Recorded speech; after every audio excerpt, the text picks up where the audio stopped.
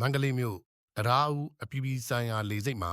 ခရီးသည်တင်လေယာဉ်တစ်စီးဘင်းပေါက်ကမီးလောင်မှုဖြစ်ပွားခဲ့ပြီးမီးလောင်နေစဉ်ကပတိန်မှာဖြစ်စဉ်ကိုမကြေညာခဲ့တဲ့အပြင်အရေးပေါ်တကားကိုလည်းဖွင့်မပေးခဲ့ဘူးလို့သိရပါတယ်။ဖြစ်စဉ်မှာမေလ6ရက်နေ့ညနေ6နာရီခွဲမှာမန္တလေးကနေရန်ကုန်ကိုထွက်ခွာမဲ့ခရီးသည်143ဦးလိုက်ပါလာတဲ့မြန်မာအမျိုးသားလေကြောင်းရဲ့ Boeing HY-ALV လေယာဉ်ဟာပြန်တမ်းမှုထွက်ခွာချိန်မှာလေယာဉ်ဘင်းပေါက်ကမီးလောင်ကျွမ်းနေတာဖြစ်ပါတယ်။ကပတိန်ကလေယာဉ်ကိုထင်းပြီးရပ်လိုက်တယ်ဆိုပေမဲ့ဘင်းပေါက်ပြီးမီးလောင်ကျွမ်းနေတာကိုတော့ခရီးသည်တွေကိုထုတ်ပြန်ကြေညာတာမျိုးမရှိဘူးလို့ဆိုပါတယ်